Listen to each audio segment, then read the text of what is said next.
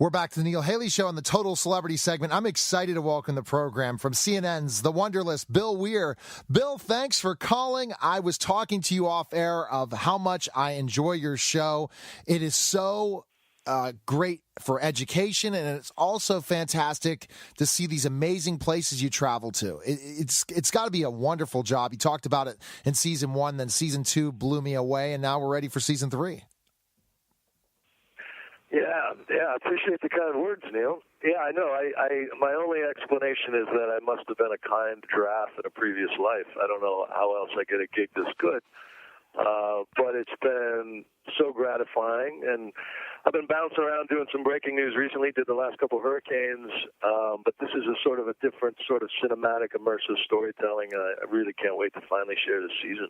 So that's interesting, Bill. So you basically, when the season's off, you're busy working for CNN, covering different things, and then you get, I wouldn't call it a vacation, but I call it a sense of peace compared to how our world is today, right? You get a different sense of our world with the Wonderlist.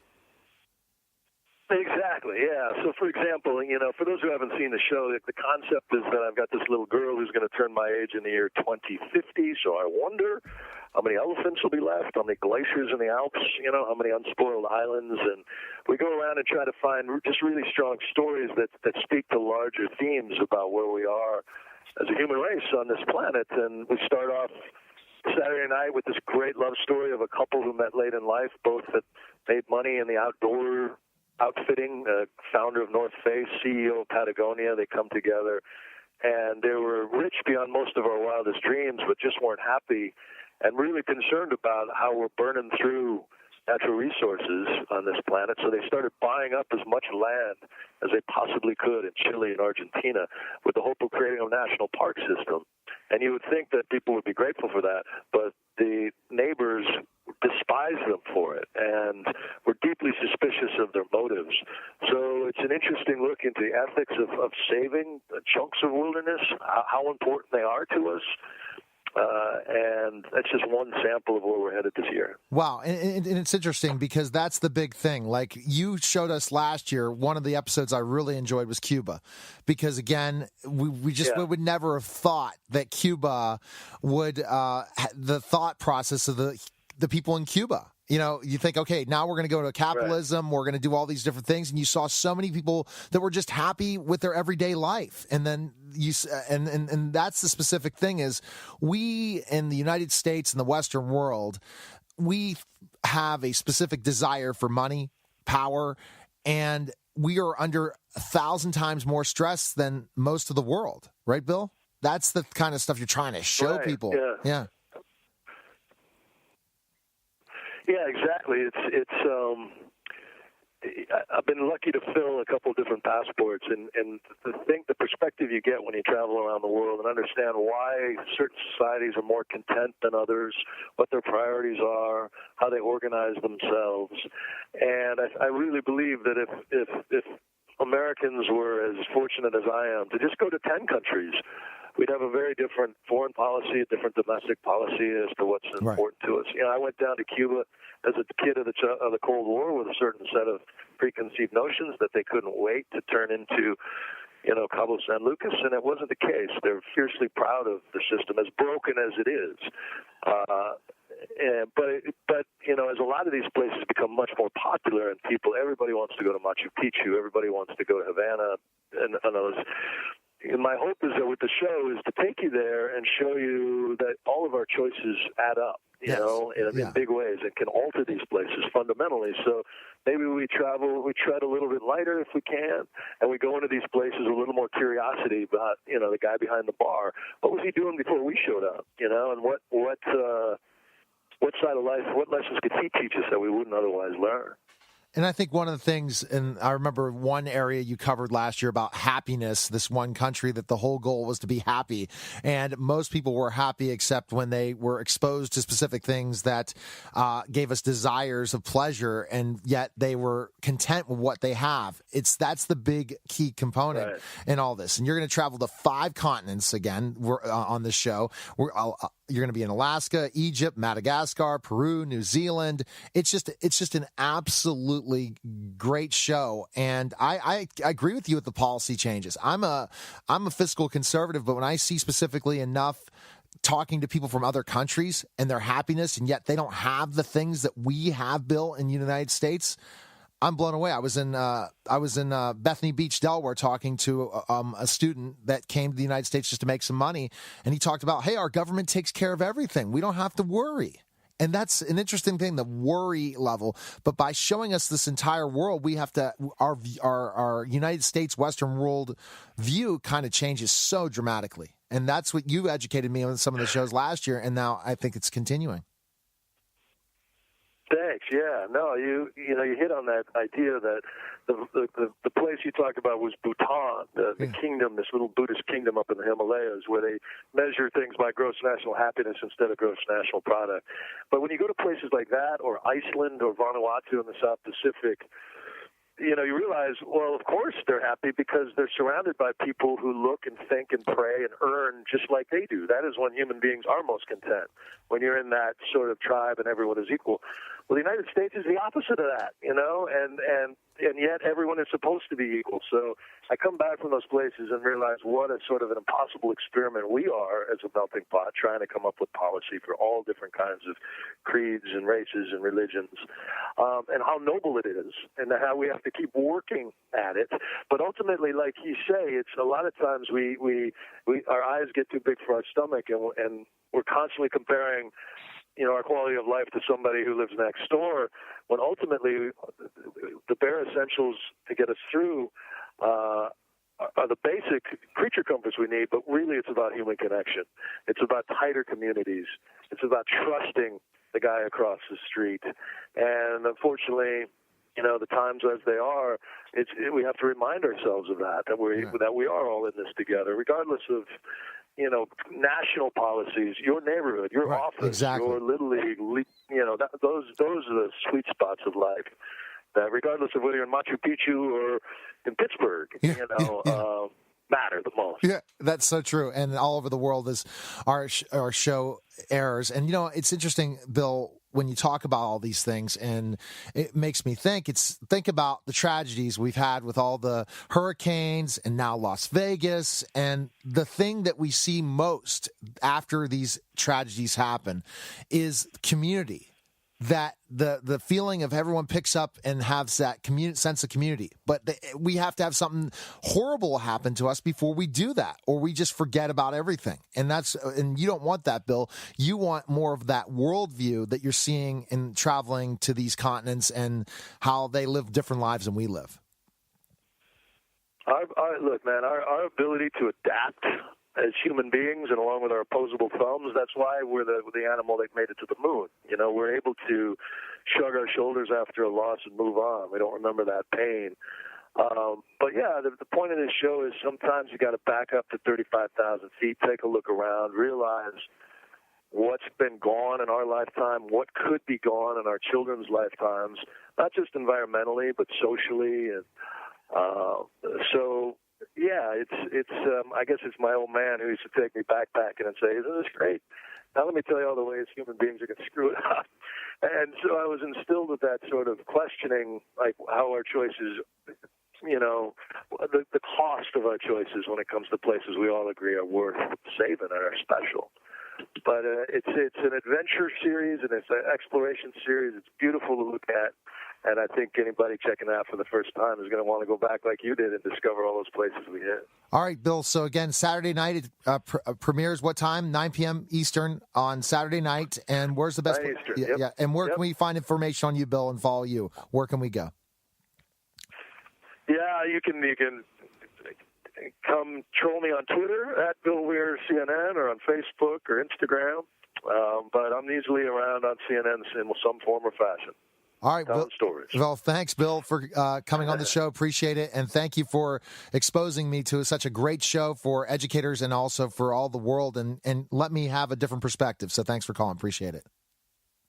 Very kind of you to say. Thanks, Neil. Take care. Bye. You're listening to Neil Haley's show, and we'll be back in just a moment. Hi, everyone, and welcome to the Neil Haley Show on the Total Celebrity segment. And I'm really excited about my guest today. I'm excited to welcome to the program Jeremy Bloom of CNBC's Adventure Capitalists, Olympian, NFL player. Jeremy, thanks for calling. And the first question I have to ask is, how can you be a multi-sport athlete? You're kind of like the Bo Jackson of a different age in certain ways. Did anyone ever kind of compare you to that and in certain ways?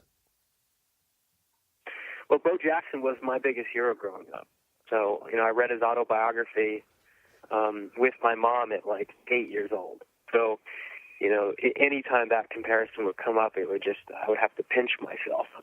I certainly don't see myself like anywhere as good as Bo was. But, football and skiing were my two sports. And at 10 years old, I told my parents I wanted to ski in the Olympics and play in the NFL, and that was my goal.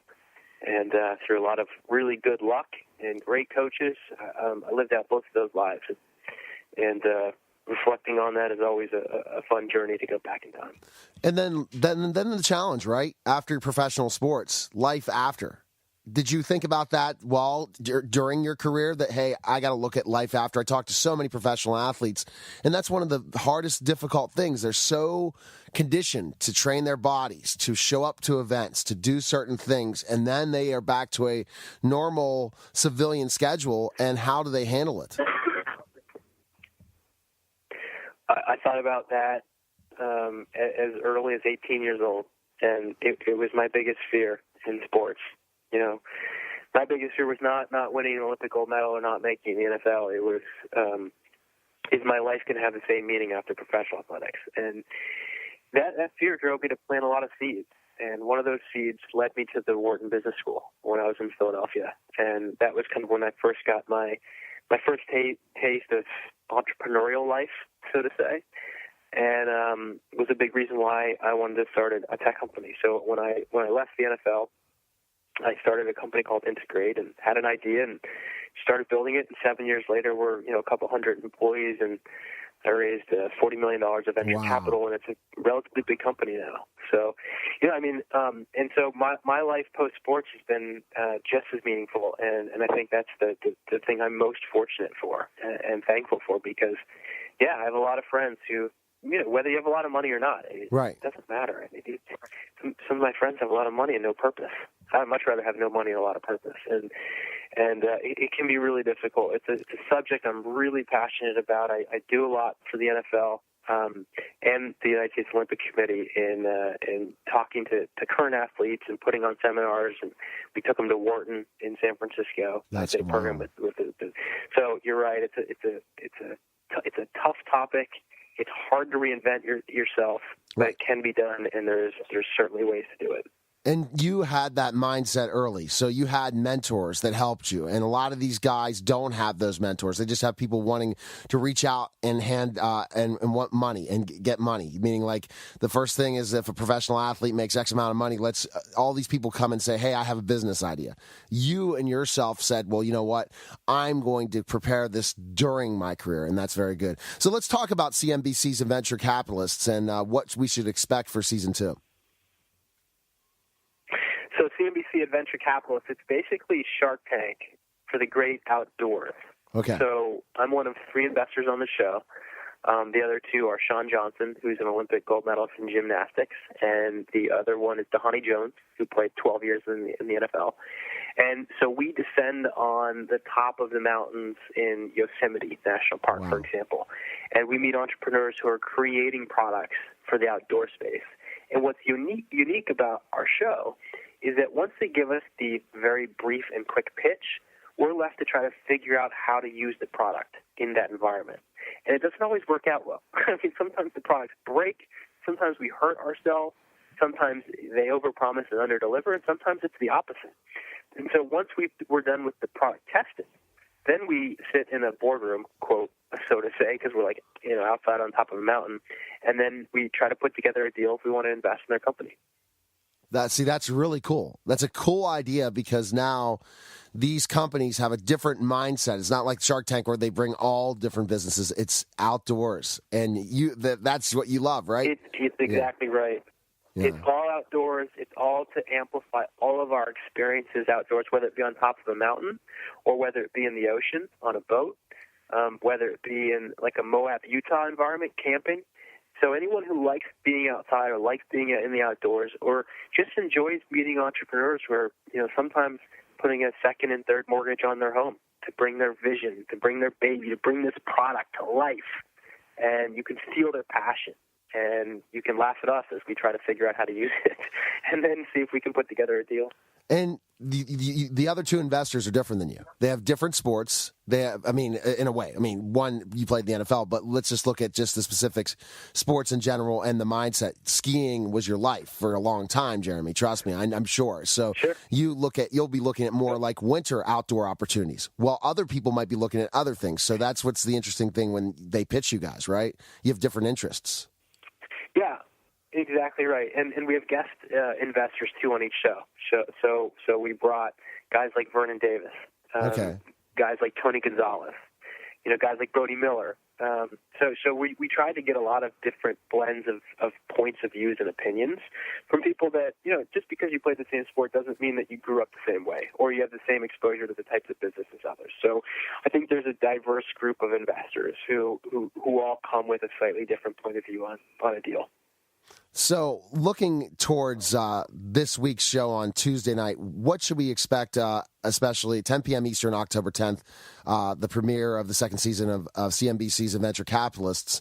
What kind of products are we going to be looking at people pitching? Because you're talking about outdoors type businesses. What should we expect on Tuesday? Yeah, you're going to be seeing products like an outdoor fitness center. So you can basically take this product anywhere you're in the outdoors. You can lift weights. You can have your gym. Kind of like if you're camping, you can have a gym right outside your tent. You're going to see a bit of the outside of the box product, and you're going to laugh a lot at a device called the Mellow Ship, which is supposed to kind of sail you around the water as you kind of chill out and relax. I think the founder was high the entire show. He was hilarious, and he was great, but he is an interesting guy. You're going to laugh at that one. So I think it's going to be a great first episode. We have a couple good products. I make one investment on the show. I won't give it away which one, but I'm really looking forward to it. So it's Tuesday, 10 o'clock Eastern, CNBC, Adventure Capitalist. Fantastic. Premiere season 2. Fantastic. Where can we follow you, Jeremy? Are you connected social media-wise so we can find information on you and what you do? Yeah. So I'm on Twitter, Jeremy Bloom 11, Instagram, Jeremy Bloom, Facebook, Jeremy Bloom. Awesome. Well, I think this is a great idea, the show. It's a lot of fun, and I think the cool thing of bringing other athletes in and really going to your passion. You had the success as an entrepreneur after life after sports, and you want to see other guys develop, learn their craft, understand, hey, I was a world-class athlete. Now I want to be a world-class individual after sports, and that's a great mission, and you keep up the great work, okay, Jeremy? Thanks. All right, appreciate that. You're welcome. All right, see you later. See ya. Thanks. Okay. Bye-bye. You're listening to Neil Haley's show, and we'll be back in just a moment. And welcome to the Neil Haley Show on the Total Celebrity segment. I'm excited to welcome to the program NFL star Cris Dishman. Cris, thanks for calling. How are you today? I'm doing good, Neil. How are you doing? How are things going? Fantastic. And for our flagship station in Pittsburgh, probably you're not a fan of Cris Dishman when he played for the Houston Oilers. Tell me about that Oilers-Steeler rivalry, Cris. That was an unbelievable rivalry. That whole week was everybody's testosterone was built up of wanting to beat the Steelers, and I'm sure the Steelers was wanting to beat us. That was just a brutal rivalry and a respectful rivalry. Oh, absolutely. And how many years did you play, Cris, for the Oilers? I played 8 years with the Oilers, from 88 to 9 years with the Oilers, from 88 to 1996. And when they decided to go to Nashville, I didn't go. I signed as a free agent with the Washington Redskins. Coach North Turner was the head coach, and Mike Nolan was the defensive coordinator, and Coach Tom Hayes was my defensive back coach. I played 2 years there with the Redskins, Then they got a chance to get rid of me and got an All-Pro and soon to be a Hall of Fame guy, Champ Bailey. Oh, wow. Came there, and I left and went to the Chiefs, played there, and my last year I ended up in the Minnesota Vikings. Your greatest, fondest memories with the Oilers, what year would you say was your fondest year playing with them? My fondest memory had to be in '91 when I went to my first Pro Bowl. I had a pretty good year that year, and I just was a full-time player, and not just until '88. I played some nickel and played special teams. '89, I did the same. I started some games and played nickel and played special teams. And I think 1990 and '91 was the year I broke out to become a premier corner in the league. And I think 1991 is probably my fondest memory of the team. Even though '93 we had a very good year too, and between those years of '88 and I gotta say 1994, '95, we was dominant in the playoffs. We just couldn't get past that second round. It was Buffalo one year, and then it was Kansas City, and then it was Denver, and it was a mess. But what a town to play in is Houston, right? I know you bleed Houston Oilers, even though they're no longer around as the Houston Texans. Houston must have been just an unbelievable atmosphere to play for. It is. The state of Texas, period, it loves their football, their high school football, college football. They love their pro football teams, and that's what makes it so special. That you can get 60-something thousand people in a college game, and another 80-something thousand in a professional game, and another 35,000 at a high school game. Yeah. So that's what makes it so special here is that they believe in football, and it was unfortunate that the Oilers had to leave and go to Nashville, and the city of Houston was without a team for 5 years. And it not only hurt the economy, but it hurts the people there who worked in the stadiums, the vendors the ticket people who takes the ticket, the vendors who sell your hot dogs and your beer and your Cokes. Those people was out of work. So not only was the parking attendants and everyone else. So it hurt your economy in that way, and that's what people don't seem to realize, that when teams leave, the owners and the team be okay. It's the little people that you have to worry about, and how can they get another job, and how can they support their family if it's a first job or a second job they're taking. The recovery process, thinking about poor San Diego, losing a team when they were so high on the Chargers. Chargers in San Diego, one of the tickets in town, and the history of the Chargers, and bam, San Diego goes to L.A., where no one cares about them, based on a money decision on a new stadium. The NFL has to start to look at specifically the smaller cities, or the cities that really respond and say, hey, we got to figure out a way we can fund these stadiums so that we have passionate fans. Because when we lose that identity as a city for a sports team, like a Pittsburgh Steelers, like Houston Oilers, or like Cleveland Browns or Green Bay Packers, right. We can't have things like that family upon family has memories of. Cris, the NFL is going to be hurt at one point in time by that, especially the fan that will continue to stick it through regardless of what happens. You're absolutely right about that. And the thing is that and each one has to be compassionate and sensitive to others' needs. Whereas if you build your stadium, you're bound to get an area like San Diego. And I coached with the Chargers for 4 years there, from 2008 to 2013. But if you build a stadium, you're going to get a Super Bowl there at least 2 times. The Texans already had it twice. Houston already had it a Super Bowl twice. So within that second Super Bowl, you're going to pay for the stadium itself. And not only other avenues can come through there, some college games, some basketball games, any other concerts that can filter through there. So I feel like the stadiums are a must, and people have to stop looking at it as, oh, we padding the owner's pocket. Right. Maybe so, but you're also padding the city's pocket. Yes. So That's it's a good a win-win situation. It's a win-win situation for us all. And also exactly. You can have, the bigger the stadium, the more people can get hired. Right. And then the restaurants that build up, like thinking of Pittsburgh, Cris, and think about once they got a football stadium and a baseball stadium, that area in downtown Pittsburgh is probably the one that it has the best economy during the sports seasons, where the bars are filled, everyone's making money, and then you go down the road in Pittsburgh across the river, and it's dead. It's Dullsville. That just proves one thing, that these sports stadiums build an economy.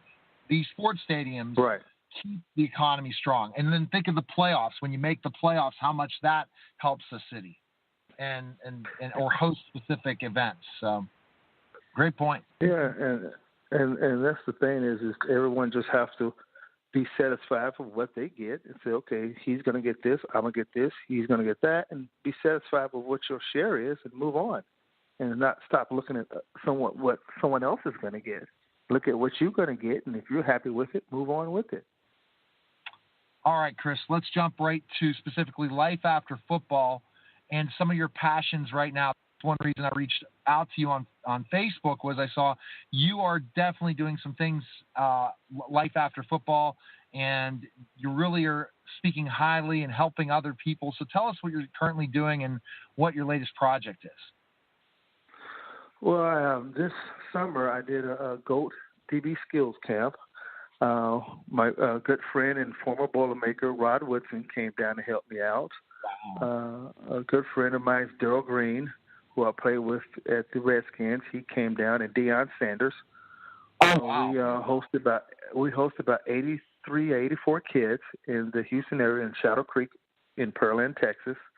And we hosted about 84 kids. And we did a skills camp. It's nothing but DBs, corners and safety. Pretty much talk to the kids about life after football. We talked to kids about their skill sets. It was, we had a health coach there, strength and conditioning coach talking to the kids. And we had Brian DeMarco there from the Texas High School Association. If you haven't heard Brian DeMarco's story, you need to reach out to him and hear his story.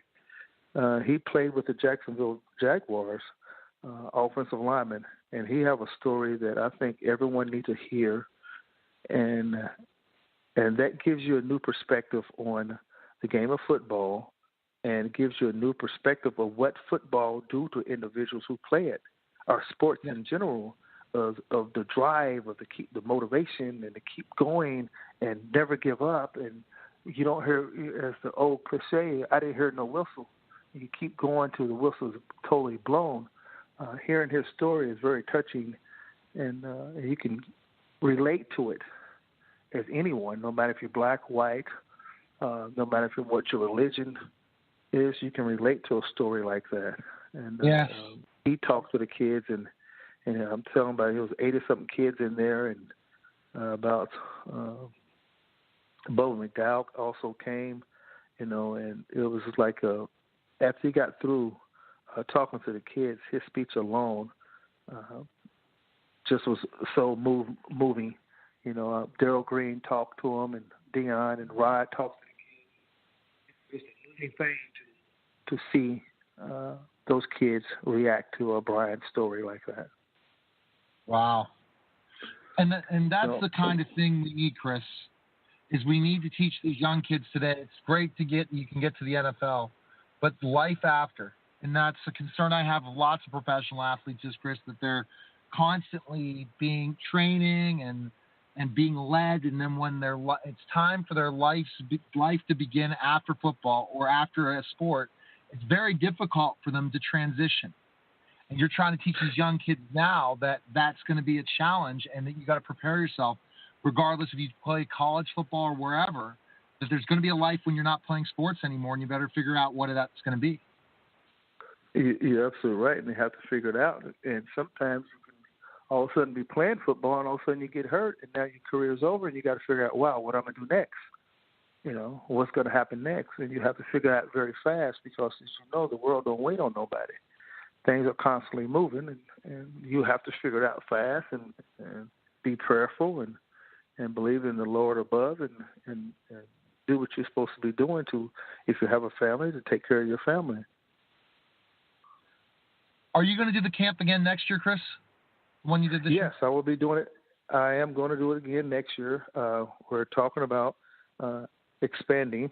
We're going to be somewhere in the Virginia area because D. Green want to do one up there. We're going to do one in Temecula, California. And, of course, we'll keep the one in Houston. Those are the sites we're going to right now, as of now.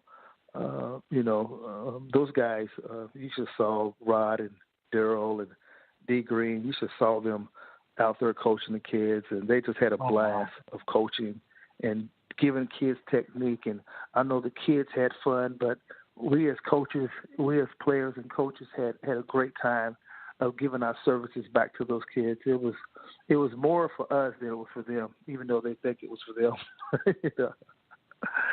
The guys had such a great time. Dion, you could see Dion just teaching kids how to press and bump and run and what hands and what footwork, and you see the kids just feeding it all in. It was a 3-day event on the field for 2 days, but it still wasn't.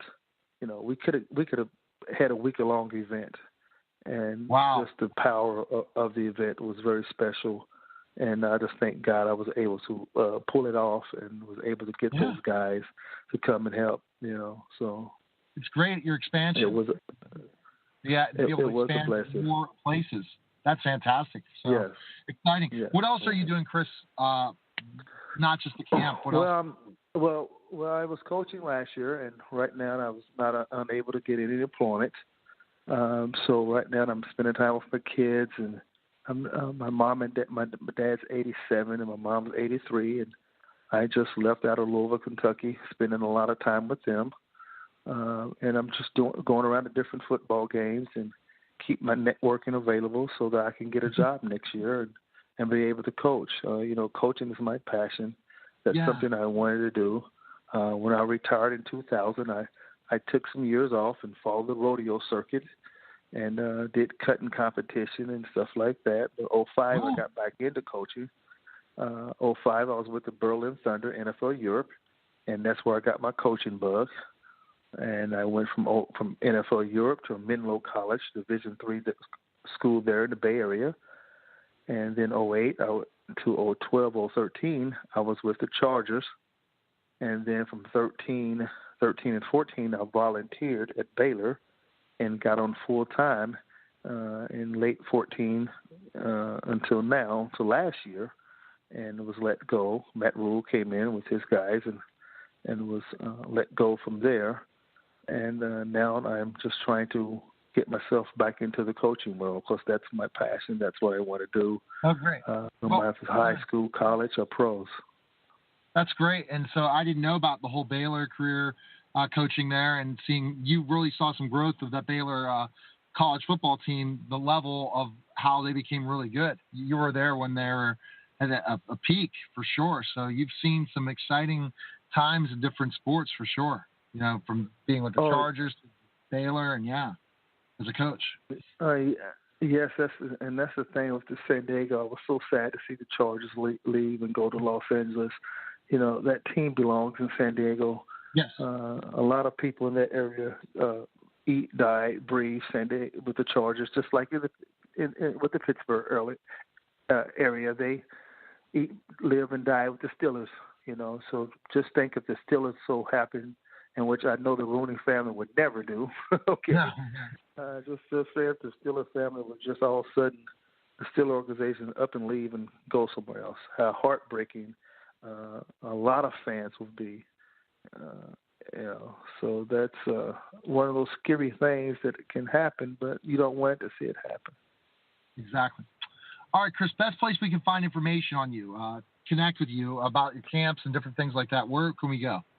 I got a website. It's Cris, it's CRIS, Dishman.com. No H. I know a lot of people like to put an H in my name. But it's a Cris, Cris, Dishman.com. And I'm a Dishman _Cris with no H at the Twitter. So those two are probably the best ways you can contact me, and I'll be updating information when the camps get close of what's going on and what to do. Well, fantastic, Cris. It's exciting what you're doing, and best of luck with the camp again, and hopefully you'll be back coaching again. I'm sure it'll happen. It just the process is next opportunity comes, keep networking, and you'll be back coaching again. All right? Yeah, I hope so. Thank you for having me on, and you guys make sure you take care of yourself.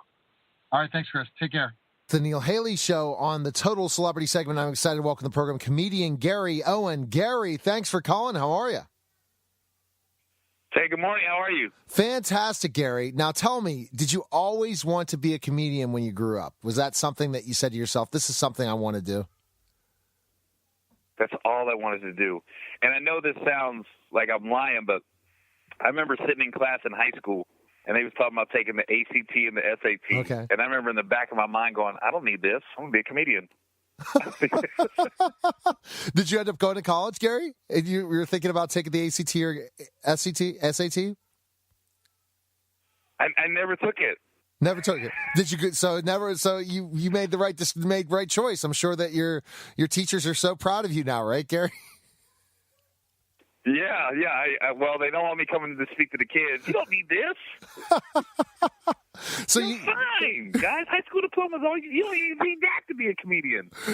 And so in ways did you say to yourself, it's just something I know I have this talent in me. I know I can make people laugh, and this is what I want to do, and this is my passion. So this is what I'm going to focus on. That it sounds like when you were in high school, that's what you thought.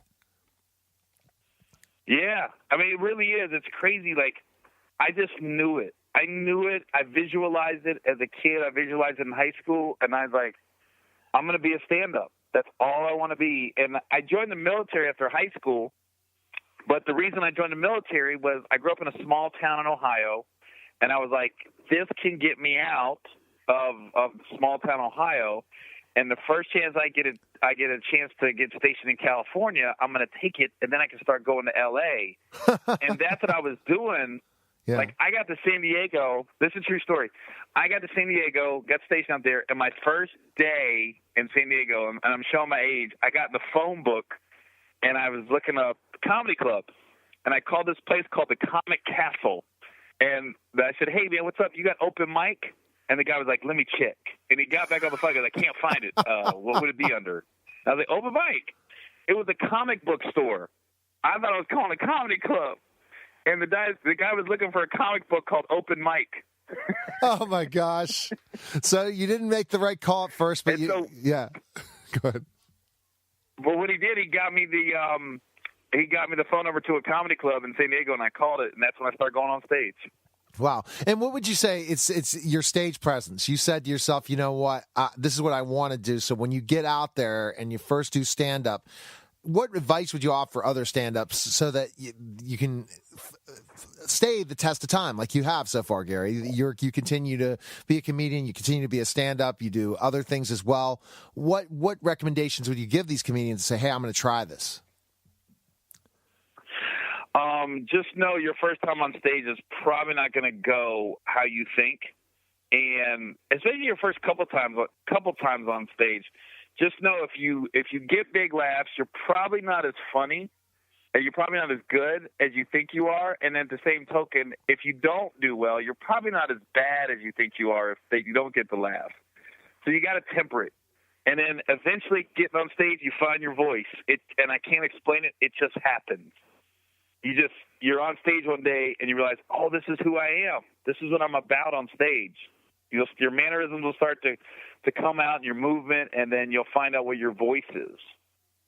Wow. Okay, and so once you figured out that voice, there we go. So what do you think your big break was, Gary? Like, what connection? You've been in a lot of movies. You continue to do stand-up. Now the Showtime thing's really big for you. But tell me specifically what kind of, that this changed you, that, you know, you're just not an opener, but you're starting to headline, things like that. What big break happened that changed it all for you? I think two things happened with me. One was I got the hosting job on BET's Comic View, and that made me a headliner. I was able to go on the road, and it was my full-time job now as a stand-up. And then more recently, I would say 2012, when Think Like a Man came out, and the movie just was such a success, then it just opened so many other doors for me as far as more TV appearances, and I've had 3-hour specials come out since that movie came out. So I would say those two things. So 1998 and then 2012.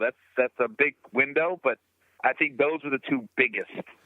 It definitely, and you've worked with some amazing people, haven't you, in that time, in comedy, for sure, in that time to get your break. Wouldn't you say, opening for certain people that, I mean, especially if you're in LA, right? You can just give a household of names, right, of comedians you've worked with.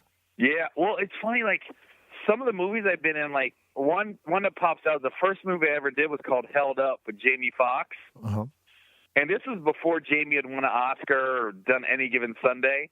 And it was funny, that cast is so successful now, and we were all pretty much somewhat unknowns except for Jamie when we did the movie, because you had Sarah Paulson, who more recently did the OJ mini trial, and she's in every major movie now. And then Rosalind Sanchez, who a couple years after we did Held Up got Rush Hour 2 with Chris Tucker.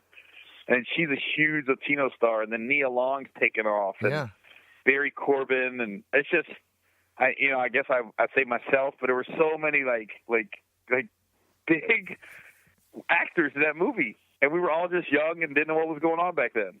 It's amazing how things change so much, and you see it being a headliner now, and then seeing these other younger comedians come up and say, hey, man, I was in the same position. Do you like to mentor them in ways, and especially when you're the headline, and say, hey, you know, I was in the same boat that you were 10, 20 years ago, and just keep working at it? It's funny because comedians were very, it's a very giving and generous community. Like at least I like to think we like seeing the young guys come up and seeing a fresh voice. And we're always here to help people out that are in it for the right reasons. If you see somebody up there just bearing their soul on stage, it might not be getting the laughs that you think, but you can tell they're trying to figure it out. You just pull for that guy or that girl. You pull for them and you try to help them. Interesting. All right, so Gary, two big things. You're going to be on tour right now. You can promote that, and also the Showtime special. Those are the two things that are going on right now. Let's talk really quickly about the Showtime special, and then you can tell us where you're going to be headlining at in the next month or two. Yeah, the Showtime special, it's called I Got My Associates. It came out a couple weeks ago, but right now it's on demand, so people can catch it whenever they want. You just got to go to Showtime on demand. And the best way I could say the tour's going is just go to my website, GaryOwen.com, and that's got all my tour dates, because it'd be too many to name in one session. And then more recently, I got into the podcast world. That's different for me because I'm so used to talking and getting a reaction. And with the podcast, I'm just talking and hoping I get. But if people can go to iTunes and just search Gary Owen. And then, or they can, if they want to see it interactively, they can go to YouTube and just type in Gary Owen podcast, and it comes up, all the episodes. That's awesome. So are you interviewing people, Gary, on these podcasts, or just you talking? No, it's just me talking. I'll get the interview eventually, but I just wanted to make sure I'm good at what I'm doing before I get into the interviewing part. But I enjoy just talking for 45 minutes to an hour. All right. Well, good talking to you, Gary. Best of luck in all your ventures, and thanks for coming on the show. I appreciate it. Thank you. Take care, man. Okay. Bye-bye.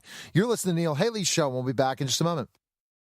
Hi, everyone, and welcome to the Neil Haley Show on the Author's Corner segment. I guess we even could talk about it, celebrity segment, when you talk about having a New York Times bestselling author. But we always have New York Times bestselling authors when we talk about the Miami Book Fair, which is the 12th to 19th. You can go to MiamiBookFair.com. Street Festival is the 17th to 19th. It's going to be an amazing event. Go to MiamiBookFair.com. And I'm excited to welcome to the program New York Times bestselling author Barry Lyga, author of The Flash, Hocus Pocus. Barry, thanks for calling. How are you? And you got to be excited about going to Miami, aren't you? I'm really excited. Thanks for having me on the show. This is terrific. I am really, really thrilled to be going to the book festival, the book fair rather. I've never actually been before. I've been doing this for 12 years, and somehow I have managed to avoid getting there. I don't know how, but wow. I'm going this year, and I'm so excited.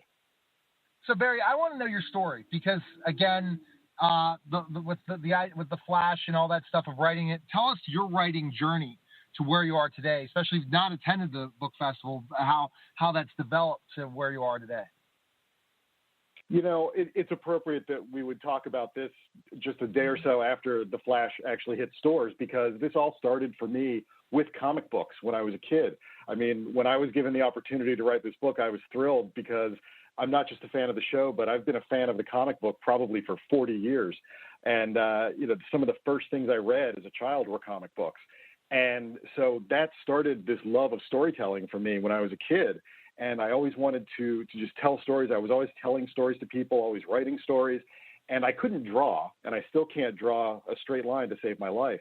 So I couldn't do comic books. But I figured, all right, I guess I'll do the next best thing and I'll write novels. And that got me to where I am today. Wow. Okay. And so the Flash and how you ended up having the opportunity to write The Flash, what's that process? You said you're always doing comic books and everything like that. Yeah. It is a not terribly well-kept secret in the publishing industry that I am a huge comic book freak.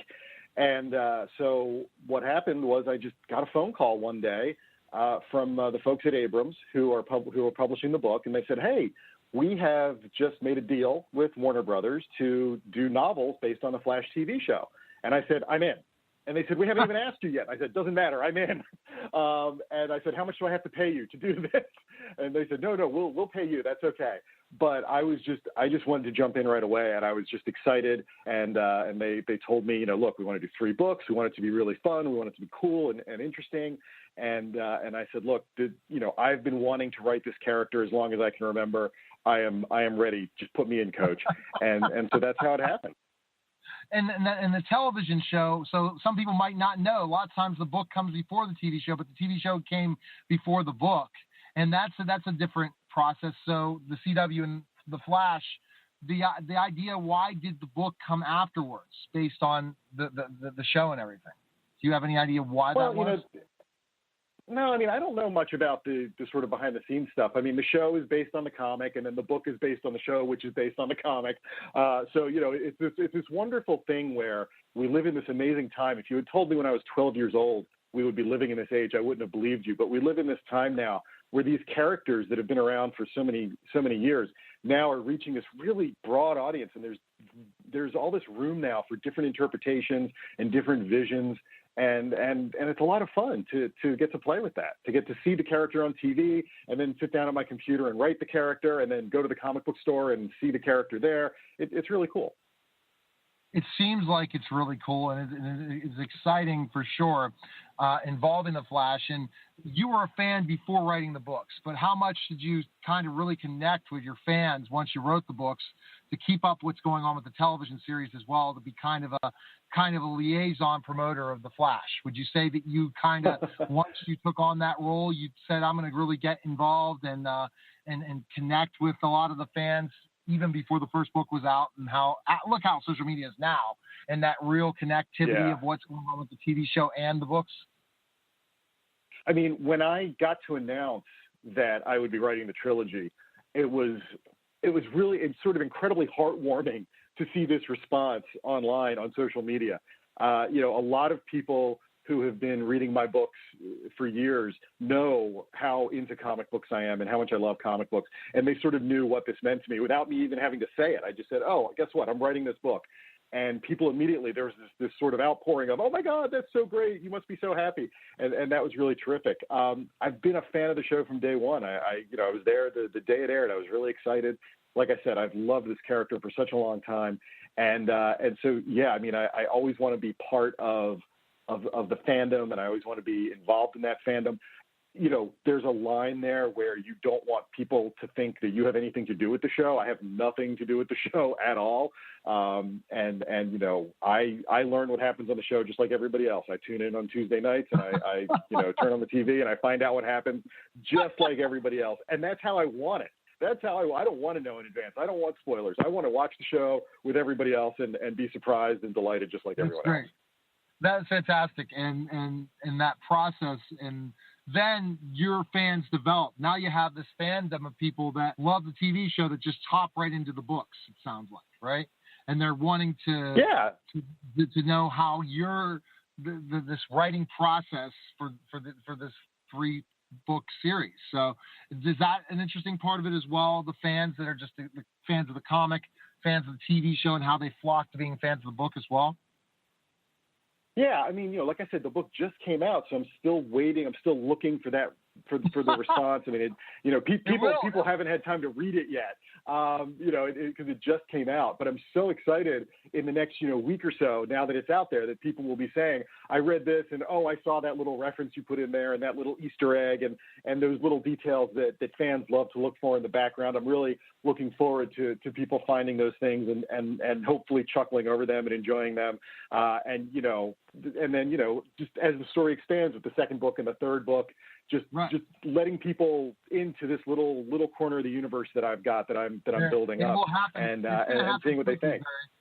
Be ready. It's going to happen quickly, especially if you can start live tweeting the show. You should start doing live tweets of the show and interacting with the actors. It's a great promotion way to get things going, and then when people figure it all out. So it's going to happen. I guess I'm already telling the future for you, Barry, that you're going to be right. What's so great about this is anytime, think about it, the Star Wars books, the Star Wars videos, or the cartoon maybe came afterwards, but every one of them are attention getters for fans. If they're fans of that, they're going to be fans of everything.